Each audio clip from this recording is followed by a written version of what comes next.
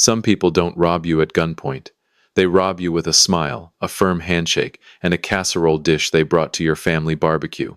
That's exactly what happened last 4th of July, when my daughter's fiancé stood in my backyard, flipped burgers on my grill like he'd been doing it for years, looked me dead in the eye, and told me he needed $350,000 to secure their future together. Their future. With my money. But I'm getting ahead of myself. Let me take you back to where this whole thing started, because trust me, you're going to want every single detail. Welcome back to Dad's Honest Revenge.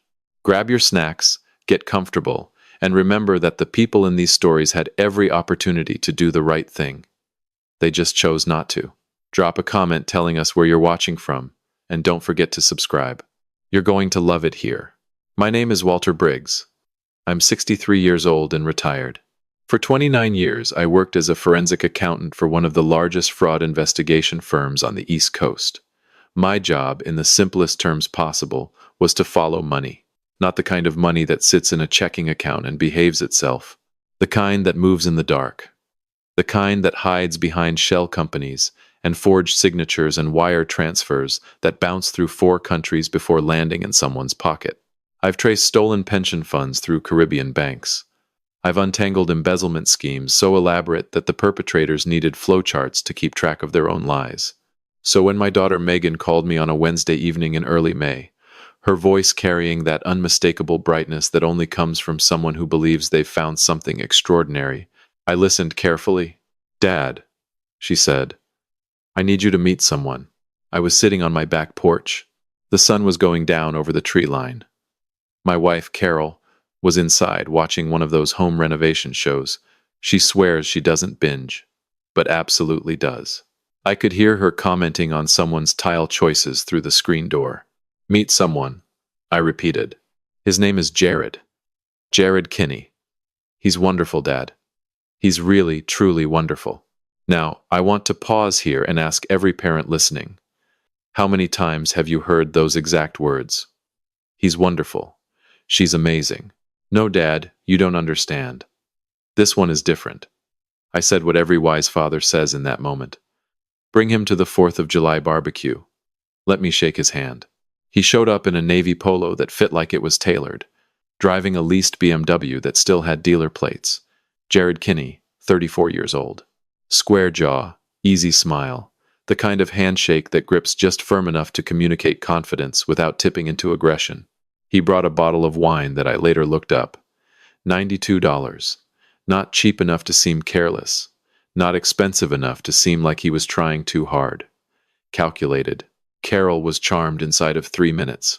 Before the coals were even hot, my wife of 37 years was showing this man our family photo wall in the hallway, pointing out Megan's kindergarten picture, her high school volleyball team, her college graduation. Photo wall.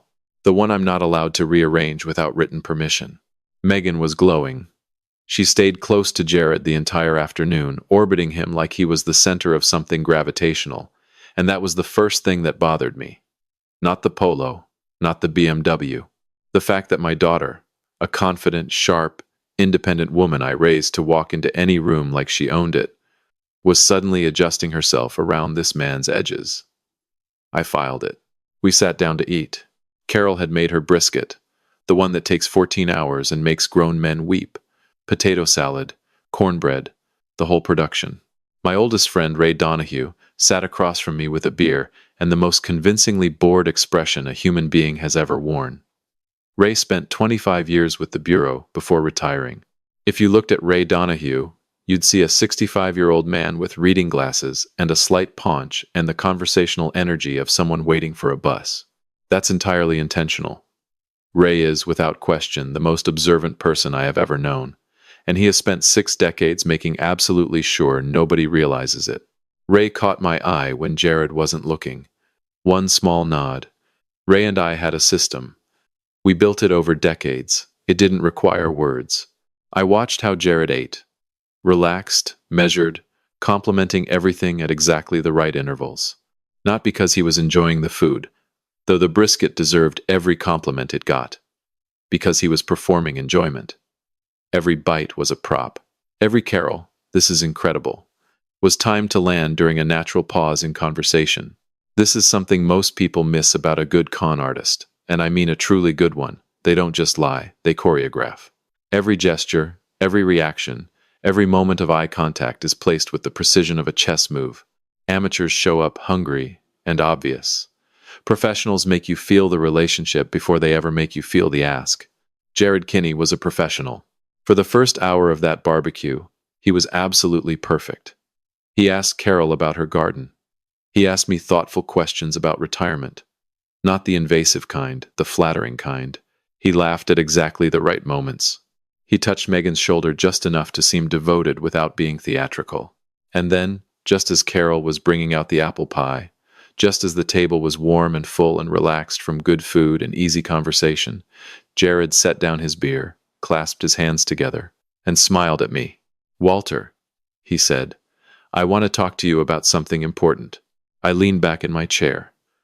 Of course, Megan and I have been talking seriously about our future. We both feel the same way. We want to build something real together, something lasting. He paused for exactly the right amount of time. I found an investment opportunity, a commercial real estate development in Charlotte, pre-construction phase. The returns are extraordinary, but the entry window is narrow. We're looking at roughly $350,000 to secure our position. The table went quiet. I need you to understand what silence sounds like in a yard full of people who are each processing a bomb differently. Carol's fork stopped moving. Ray set his beer down with the slow precision of a man who was just told something he already knew. Megan, my Megan, was staring at her plate. And then, very slowly, my daughter looked up. Not at Jared, not at her mother, at me. And in her eyes, I saw something I recognized immediately. Not excitement, not hope, fear. Before I could open my mouth, before I could arrange my face into any particular expression, Megan stood up and said she was going to get more ice from the garage. She looked at me one more time. Quick, deliberate. Then she walked inside. I excused myself 30 seconds later, told everyone I needed to check on the cooler.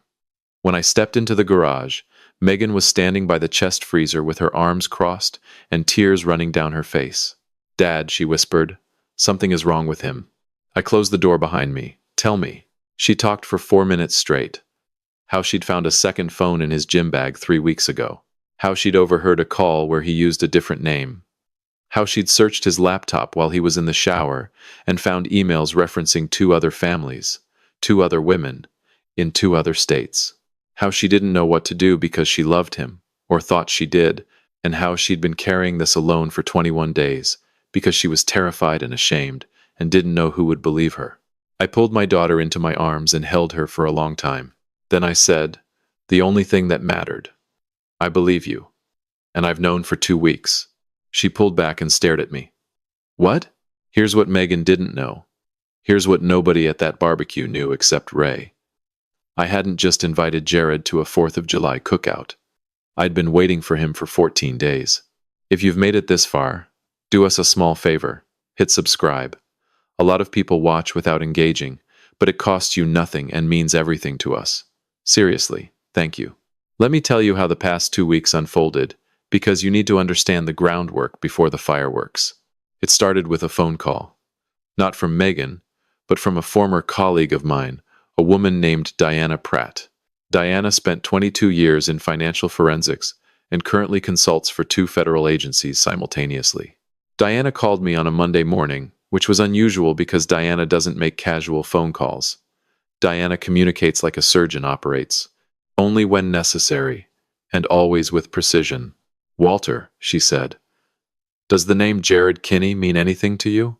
I was in my home office, reorganizing a filing cabinet I had no intention of ever actually using. I stopped moving. "My daughter's boyfriend," I said. A pause. "Walter." Another pause. The kind that arrives before information you'd genuinely rather not have. "How bad?" I sat down slowly. What Diana told me over the next 35 minutes fundamentally altered everything I believed about the man my daughter had been dating for 5 months. Jared Kinney. Real name, real history, but a very carefully constructed public image. 18 months earlier, He'd been peripherally connected to an investigation in Scottsdale, Arizona. A wealthy family. An engagement.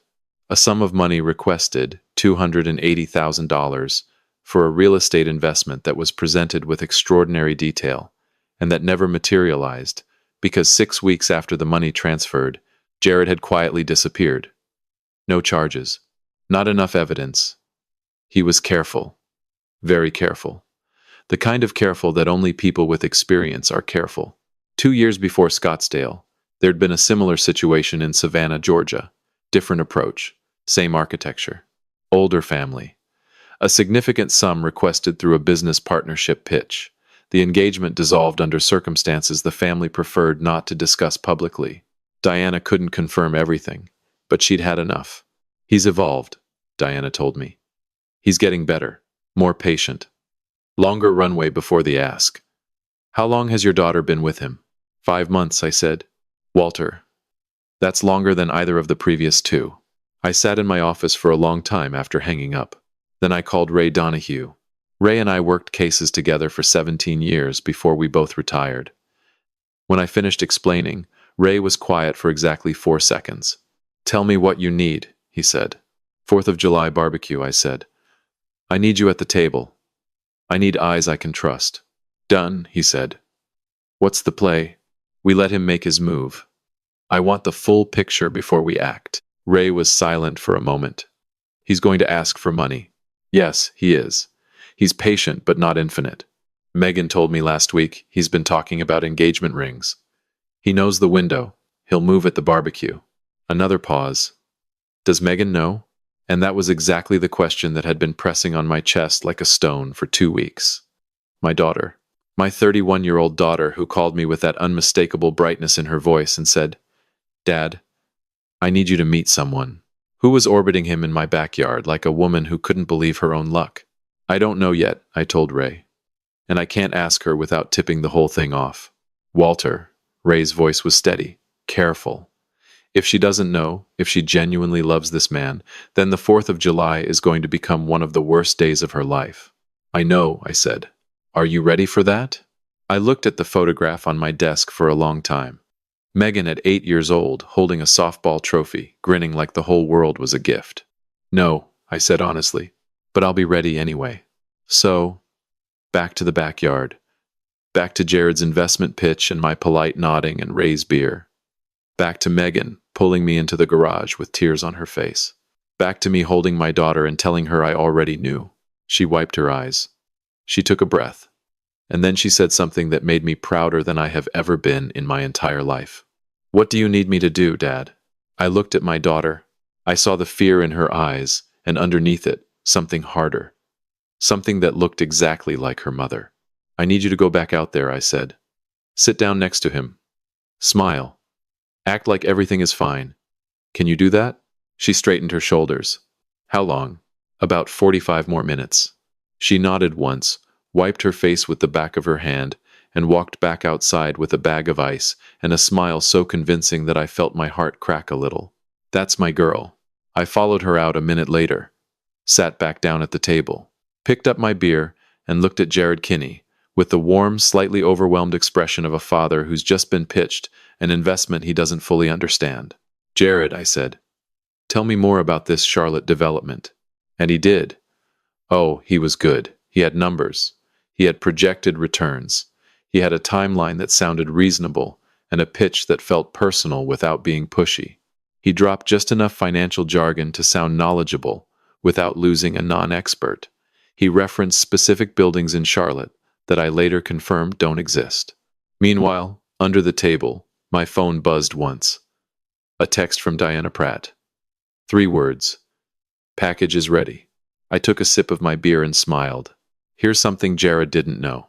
While he'd been charming my wife and flipping my burgers and drinking my good bourbon for the past 2 hours, Diana Pratt had been on a conference call with the family in Scottsdale and the family in Savannah, both of whom had signed formal cooperation agreements 72 hours earlier. Here's something else Jared didn't know. Ray had made 4 phone calls of his own in the past 2 weeks. 1 to a contact at the district attorney's office. 1 to a financial crimes unit he'd worked with in 2016. And the last one, the most important one, to a quiet, unremarkable man named Curtis Hale, who had spent 20 years doing the kind of investigative work that never shows up in any official record, and who had spent the last 12 days running a comprehensive deep dive on every financial account, alias, and associate connected to Jared Kinney. Curtis had found the partner, a woman named Valerie Cross, 41, based in Atlanta, with a record that made Jared's look like a parking ticket. Valerie was the architect. Jared was the instrument. She identified the targets, built the profiles, monitored operations in real time, and managed the money once it moved. They'd done it 6 times across 4 states to 6 different families. Curtis had all the documentation. Every wire transfer, every forged document, every communication. And here's the part that still makes me smile when I think about it. This morning, while Jared was ironing that navy polo and rehearsing his pitch in front of a mirror, Valerie Cross had been taken into custody by Atlanta PD at 9:45 a.m. on a warrant that Curtis, very helpfully, had made them aware of 8 days earlier. Valerie Cross was not on the other end of any phone call. She hadn't been since breakfast. I set down my beer, folded my hands on the table, looked at Jared Kinney with the same calm, measured expression I had used at the beginning of every significant interview across my 29-year career. "Jared," I said, "I owe you an apology." His smile flickered. "Just barely." "For what?" "For not being entirely honest with you today." I paused. "You see, I told you I was retired." "That's true. But I didn't mention that retirement, for a man like me, is a fairly relative concept." Something shifted in his eyes. The first hairline crack in the facade. "I'm not sure I follow," he said, with a small laugh. "Let me help you," I said gently. "Scottsdale, Arizona, 18 months ago. The Patterson family. $280,000 requested for a real estate investment that never existed. Engagement dissolved. No charges filed." I watched his face. "Savannah, Georgia, 3 years prior. The Whitfield family. Similar pattern, different approach. A significant sum that disappeared, along with a very charming young man." I tilted my head slightly. Should I continue? Because Curtis has 4 more, and frankly, the man is so thorough, it's exhausting. The backyard was absolutely silent. Even the cicadas seemed to pause. Jared's face. And I want to give him full credit here, because it was genuinely impressive. He held his composure for almost 5 full seconds. That's a long time when every word you've just heard is a wall closing in around you. 5 seconds of almost miraculous stillness, and then it broke. Not dramatically. Not the way it happens in movies with shouting and overturned chairs. It was quieter than that. His eyes changed. The warmth drained out of them, the way color leaves a face in cold water. What was left was something flat, calculating, and completely different from everything he'd shown us all afternoon. The real Jared Kinney became briefly, involuntarily visible. "Valerie Cross," I said, "was taken into custody in Atlanta at 9:45 this morning." I said it like I was reading a weather forecast. Calm, factual, inevitable. "The phone she's been coordinating from, the same number you checked twice during the cornbread course when you thought nobody was looking, has been monitored since last Tuesday." I paused. "I believe you told Megan it was your brother calling." "You don't have a brother, Jared." The silence that followed was the most complete silence I have ever heard inside my own backyard. Carol sat very still, hands folded in her lap, with the quiet composure of a woman who had raised a strong daughter and trusted her husband, and was now watching both investments pay off simultaneously. Megan. My Megan. She looked at Jared with an expression that was no longer fear, it was something colder and stronger. The look of a woman who had been carrying a secret for 3 weeks, and was finally, mercifully, setting it down. Ray took a long sip of his beer and said absolutely nothing, perfectly on brand. Jared looked at me for a long time. I could see the calculations running behind his eyes, measuring the distance between where he was sitting and every available exit. "There are 2 agents parked on the street," I said pleasantly. "Technically, they're here because I invited them, so for the moment, this is still a social gathering." I leaned forward slightly. That changes the moment you stand up without being invited to. He didn't stand. I reached into the back pocket of my chair, where I'd tucked a single document before the barbecue even started. I placed it on the table in front of him. A cooperation agreement prepared by the district attorney's office. His name was already printed in clean type at the top. 6 families, Jared. The Pattersons lost their daughter's college fund. The Whitfield's marriage didn't survive. I've read every file. I held his gaze. You're going to sit here, sign this, and give the DA every piece of information on Valerie Cross's operation. Every name, every account, every target you were ever assigned. In return, the DA will take that cooperation very seriously when the time comes. He sat back. Or you don't sign it. And we do this the other way. Honestly, either option works for me. Jared looked at the document, looked at me, looked at the document again. And then he did something I genuinely didn't expect. He laughed. Short, soft, almost admiring. How long? He asked. 2 weeks, I said. He nodded slowly, the way professionals nod when they recognize the work of another professional. Then he picked up the pen I'd placed next to the document and signed it. The agents came through the back gate 9 minutes later. Carol offered them iced tea because Carol offers everyone iced tea under every circumstance, and that is one of the 10,000 reasons I have loved her for 37 years. Megan waited until Jared was gone before she said anything. She sat across from me at the now quiet table, the apple pie untouched, the bourbon still open, and looked at me with an expression I will remember for the rest of my life. You knew, she said, before I told you in the garage. You already knew. Yes, I said. How long? 2 weeks. She was quiet for a moment. You could have told me. I could have, I agreed. But then you would have had to perform for 2 weeks instead of 1 afternoon. And by the way, you were magnificent. That walk back from the garage with the bag of ice. Your mother's steadiness. Definitely not mine. She looked down at the table. When she looked back up, the edges of her eyes were red. Not from sadness. From the specific, exhausting relief of a weight that has finally been fully released. I really thought, she started. I know, I said. For about 5 months. Honestly. I know, sweetheart. She nodded, swallowed, and pulled herself together with the quiet dignity of a young woman I am extraordinarily proud of. Ray, from the end of the table, raised his glass of bourbon. For what it's worth, said Ray in the unhurried tone of a man who has been waiting all afternoon to say one thing. The brisket was outstanding. They say the best revenge is living well. With all due respect, the best revenge is 29 years of experience, a friend with an unremarkable face, a cooperation agreement with the district attorney, and the good sense to invite the right people to your 4th of July barbecue. Jared Kinney's testimony helped dismantle an operation spanning 4 states. Valerie Cross received a sentence of 11 years. 2 additional associates were charged. The Patterson family recovered 70% of their losses through asset seizure. The Whitfield family was notified, and I'm told they're doing better.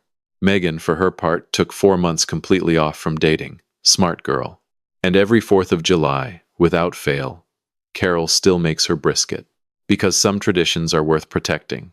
If you enjoyed this story, join our community by hitting that like button and subscribing for more real, honest, family-first stories. And as always, thank you for being part of this space.